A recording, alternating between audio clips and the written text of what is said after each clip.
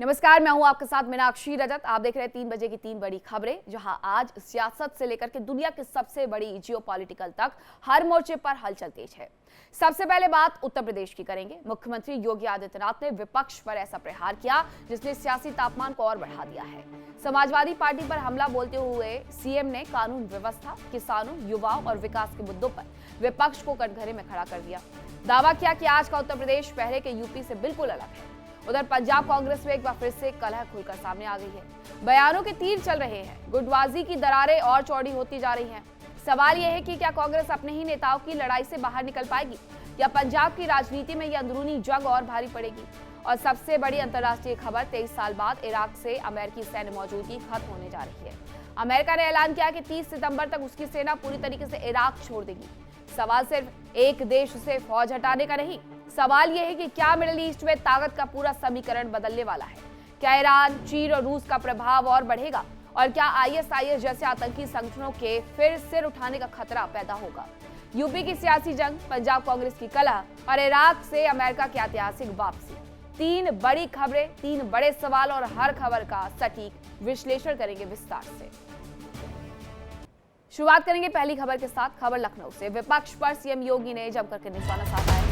सभा के राज में किसान परेशान थे। सीएम ने कहा कि पहले चाचा भतीजे की जोड़ी वसूली करती थी, पहले युवाओं के सामने पहचान का संकट था, पहले प्रदेश में असुरक्षा का वातावरण था। ये उनकी तरफ से बड़ी बातें कही गई है और विपक्ष पर जमकर के निशाना साधा गया है कि कैसे भाई भतीजावाद तक पूरी की पूरी पार्टी सीमित थी और विकास कार्यों पर इनका कोई भी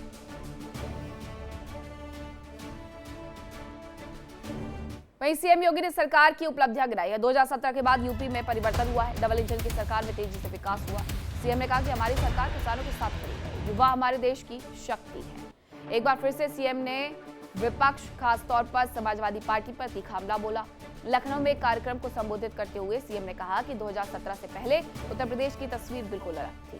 उनके मुताबिक उस दौर में किसान परेशान थे, युवाओं के सामने पहचान का संकट था और प्रदेश में असुरक्षा का माहौल। उन्होंने आरोप लगाया कि पहले चाचा भतीजे की जोड़ी वसूली की राजनीति करती थी, जबकि उनकी सरकार ने प्रदेश में कानून व्यवस्था को मजबूत किया है और विकास को नई गति दी है। सीएम योगी ने अपनी सरकार की उपलब्धियों का भी विस्तार से जिक्र किया। उन्होंने कहा कि डबल इंजन की सरकार के कारण उत्तर प्रदेश में तेजी से विकास कार्य हुए, किसानों के हित में कई योजनाएं लागू की गई। सरकार हर परिस्थिति में किसानों के साथ मजबूती से खड़ी है। उन्होंने युवाओं को देश की सबसे बड़ी ताकत बताते हुए कहा कि सरकार रोजगार, कौशल विकास और बेहतर अवसर उपलब्ध करवाने के लिए लगातार काम कर रही है। सरकारी नौकरी पर एक खानदान का अधिकार था। या तो नौकरी निकलती नहीं थी, नौकरी निकल गई तो चाचा भतीजे की जोड़ी वसूली के लिए भी निकल पड़ती थी और बिना पैसे के कुछ काम होता नहीं था। न्यायालय को स्टे करना होता था। उत्तर प्रदेश धीरे धीरे करके बीमारू राज्य होता गया। सबसे अच्छा युवा, होनहार युवा, प्रतिभाशाली युवा, सबसे अच्छा अन्नदाता किसान, तब भी यूपी बीमारू हो गया। बीमारू यूपी नहीं हुआ था, तत्कालीन सरकार की मानसिकता बीमार थी। उनके कृत्य बीमारू मानसिकता के प्रतीक थे। तो सीएम योगी को आपने सुना, जिन्होंने विकास कार्यों के बारे में तो बताया ही, साथ ही समाजवादी पार्टी को भी जम करके घेरा है कि किस तरीके से विकास पर कोई जोर नहीं दिया गया उन सरकारों में, और साथ ही सिर्फ एक ही परिवार को आगे बढ़ाया गया। सरकारी नौकरी में भी सिर्फ परिवार का वर्चस्व नजर आता था, लेकिन अब उत्तर प्रदेश बदल चुका है। उत्तर प्रदेश में खेती होती है, किसानी होती है, बावजूद इसके हम बीमारू राज्य एक लंबे वक्त तक बने रहे। लेकिन 2017 के बाद उत्तर प्रदेश का नया सवेरा हुआ।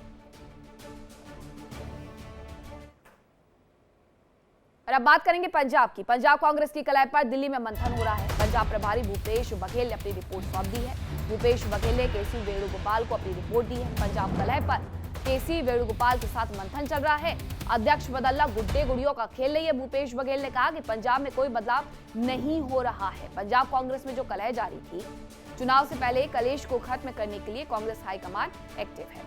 विदेश से लौटने के बाद राहुल गांधी ने मंगलवार को कांग्रेस अध्यक्ष खड़गे के घर पर मीटिंग की और आज दिल्ली में कांग्रेस महासचिव केसी वेणुगोपाल के साथ पंजाब कांग्रेस के इंचार्ज भूपेश बघेल की मीटिंग हुई है। सबसे पहले पंजाब में नेता विपक्ष प्रताप सिंह बाजवा और भूपेश बघेल केसी वेणुगोपाल के दिल्ली स्थित आवास पर पहुंचे। इसमें भूपेश बघेल ने पंजाब पर अपनी रिपोर्ट केसी वेणुगोपाल को सौंपी। मिली जानकारी के अनुसार फिलहाल नेतृत्व परिवर्तन की संभावना से इनकार किया गया है, लेकिन नाराज गुट को मनाने के लिए रास्ता निकलने पर भी विचार किया जा रहा है।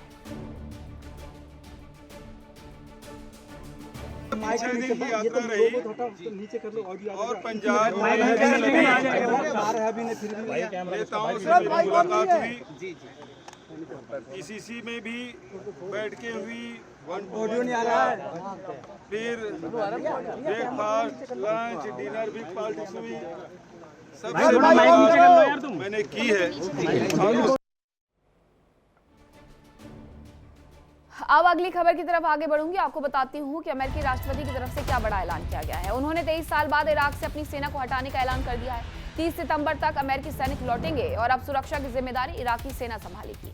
अमेरिका ने 2003 में इराक पर हमला किया था और 23 साल बाद एक लंबा सैन्य अभियान और अब उसका आखिरकार अंत होने जा रहा है। अमेरिका ने ऐलान किया कि 30 सितंबर तक उसकी सेना पूरी तरीके से इराक को छोड़ देगी। व्हाइट हाउस में राष्ट्रपति डोनाल्ड ट्रंप और इराक के प्रधानमंत्री अली अल जायदी ने संयुक्त प्रेस कॉन्फ्रेंस में इस फैसले की घोषणा की।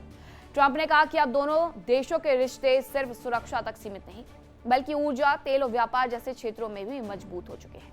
ऐसे में इराक में स्थायी अमेरिकी सैन्य मौजूदगी की अब जरूरत नहीं है। हालांकि जरूरत पड़ने पर अमेरिका इराक की मदद करता रहेगा। वहीं इराकी प्रधानमंत्री ने भी इसकी पुष्टि की।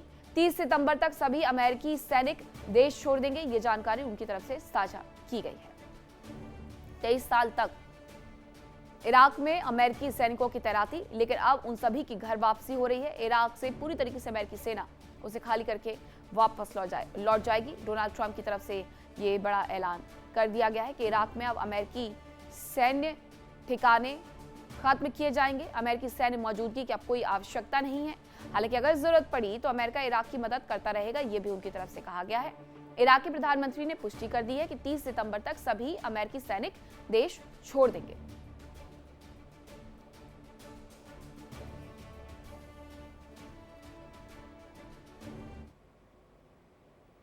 देखिए इंडिया डेली 24/7 अब आपके स्मार्ट टीवी पर। इंडिया डेली मौजूद है सभी डिजिटल प्लेटफॉर्म पर लाइव और लगातार। इंडिया डेली 24/7 हर दिन राष्ट्र को समर्पित।